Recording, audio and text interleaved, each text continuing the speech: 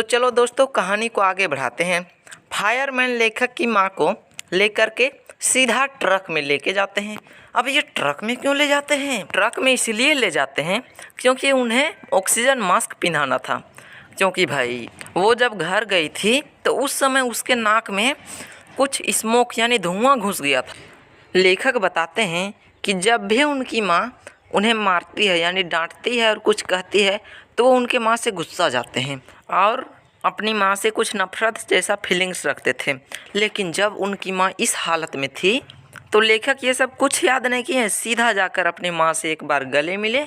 उसके बाद वहाँ के जितने भी फायर फाइटर थे उन लोगों से पूछे कि माँ को क्या हुआ है। तो फायर फाइटर्स ने बताया कि कुछ नहीं हुआ है, बस थोड़ा ये स्मोक इनहेल कर लिए है, बस थोड़ा देर के बाद ये ठीक हो जाएगी, इन्हें थोड़ा अभी ऑक्सीजन मास्क पहने रहने दो, ठीक हो जाएगी। देखो भाई ऐसा फीलिंग्स हमें भी होता है। जब माँ हमें डांटती है तो फीलिंग्स होता है कि ये माँ क्यों ऐसा होती है, लेकिन जब माँ को खतरा होता है ना तो दिल पिघल जाता है। तो भाई 5 घंटे तक फायर फाइटर्स आग बुझाते रहे। फाइनली आग बुझ गया। 5 घंटे के बाद लेखक ने देखा सारा चीज़ बर्बाद हो चुका है। लेकिन उन्हें एक चीज़ समझ में नहीं आ रहा था कि उनकी बिल्ली कहाँ गई। लेखक ने पूरा चारों ओर घर के चारों ओर ढूंढा लेकिन बिल्ली का कुछ पता नहीं चला। लेखक ने सोचा मैंने अब बिल्ली को भी खो बैठा, अब क्या करे लेखक सोच रहे हैं कि सबसे पहले तो मेरा स्कूल खोया, यानी सबसे पहले मैं स्कूल को खोया, उसके बाद पूरा फ्रेंड्स को खोया, पूरा टीचर्स को खोया, अब उसके बाद घर भी छूट गया, अब तो मेरी बिल्ली भी छूट गई। देखो यार इसकी ज़िंदगी में इतना सारा चीज़ इन्हें बेचैन कर रही थी, शुरू से छूटते जा रहा था, लेकिन मुझे लगता है अब नहीं छूटेगा, बस इतना ही छूटना था, छूट गया। अब इन्हें रात भर भी तो रहना था, घर तो पूरा जल चुका है, अब ये रात में कहाँ रहें। इनका जितना भी सोने का चीज़ था सारा चीज़ आग में जल चुका है, अब ये कहाँ रहें। फायर फाइटर्स ने उन लोगों को इन्फॉर्म कर दिया कि अभी रात भर इस घर में घुसना नहीं है, क्योंकि लेखक जाकर अपने बिल्ली को घर के अंदर भी तो घुस सकते थे, क्योंकि भाई आग तो बुझ चुकी है लेकिन फिर भी अभी तक खतरा है। तो उसके बाद लेखक और उनकी माँ ने फायर फाइटर से कुछ ब्लैंकेट यानी चादर सब लिए, क्योंकि रात को सोने समय ठंड भी तो लगेगी, तो ठंड के लिए इंतज़ाम कर लिए। उसके बाद वे दोनों अपने कार में ग्रैंड पेरेंट्स की घर चले गए। ग्रैंड पेरेंट्स, मुझे लगता है ना दोस्त, ग्रैंड पेरेंट्स अपने दादा दादी को बोल रहे होंगे, क्योंकि अभी रात होने वाला है तो अभी कहाँ जाएंगे, दादा दादी के घर ही चले गए होंगे। तो उसके बाद वे दोनों अपने दादा दादी के घर चले गए। अब रात भर बीत गया। अब जब सुबह हुआ तो उस दिन मंडे था, यानी लेखक को स्कूल जाना था। अब देखो भाई परेशानी तो हो गई, क्योंकि स्कूल ड्रेस, जितना भी स्कूल जाने समय बैग, किताब, कॉपी, बहुत सारा चीज़ होता है, सब आग में बर्बाद हो चुका है। अब सोचो लेखक का क्या हाल होगा दोस्त।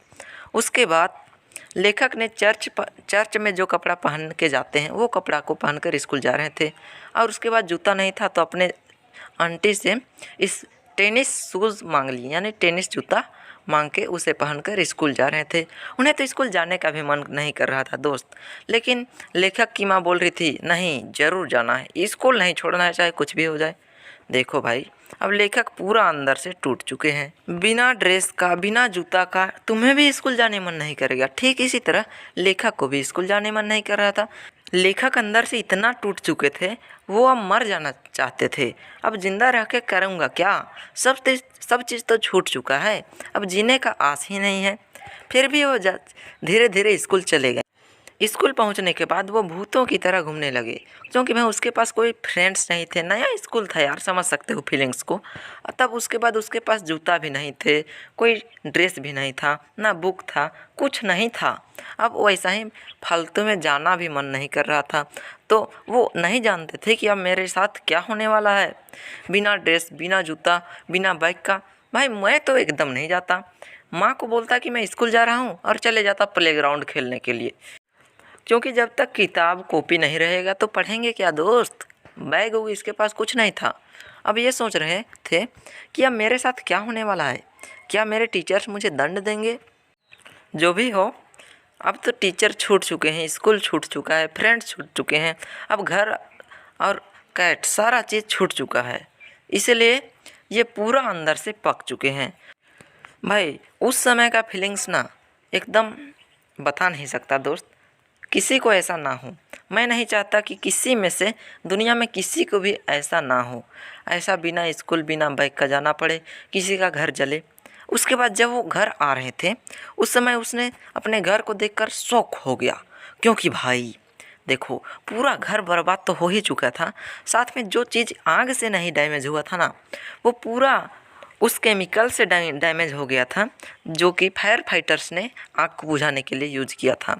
यानी केमिकल भी उसके घर के जितने भी बचे हुए चीज़ थे सारा चीज़ को डैमेज कर दिया।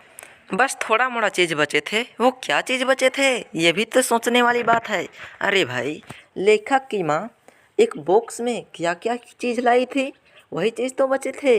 हाँ, इम्पोर्टेंट डॉक्यूमेंट्स सब बचे थे, और प्लस में फ़ोटो और एल्बम लाने गई थी ना दोबारा, तो वो चीज़ भी बच गए थे। बस इनके अलावे जितने भी चीज़ थे सारा चीज़ इस आग में जल चुके थे।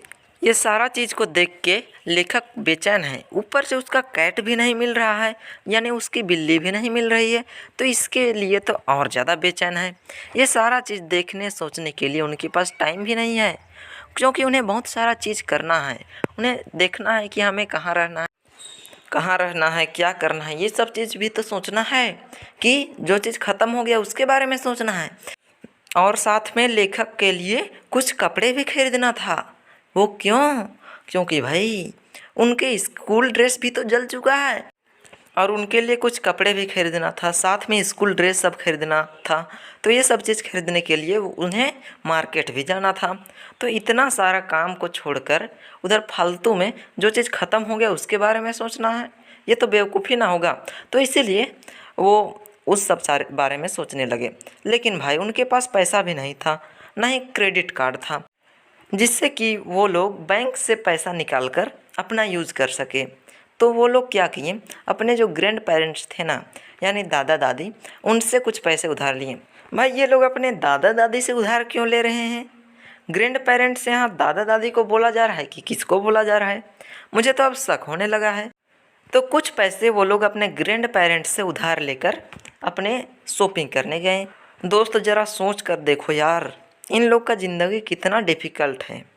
तो चलो मिलते हैं नेक्स्ट पार्ट में। आज के लिए तो बस इतना ही, और तुम्हें एक खुशखबरी भी सुनाना है। वो क्या खुशखबरी है भाई? ये जो लेखक जितना भी खोए हैं ना, ये सारा चीज़ पार्ट 3 में वापस आने वाला है, और वो भी बिल्कुल फ्री में। स्कूल, टीचर, फ्रेंड्स, कैट भी वापस आ जाएगा, इसके साथ ड्रेस के साथ नोटबुक जितना भी था ना सब वापस आ जाएगा। अब ये कैसे वापस आएगा ये तो जानेंगे नेक्स्ट पार्ट में। तो चलो मिलते हैं नेक्स्ट पार्ट में, और नेक्स्ट पार्ट देखने के लिए मत भूलना दोस्त, बहुत मज़ा आएगा। ये दोनों में गम भरा था तो उसमें बहुत खुशी भरी रहेगी। तो चलो सब्सक्राइब नहीं किया तो सब्सक्राइब करके बेल आइकन को दबा देना। चलो बाय, मिलते हैं नेक्स्ट पार्ट में।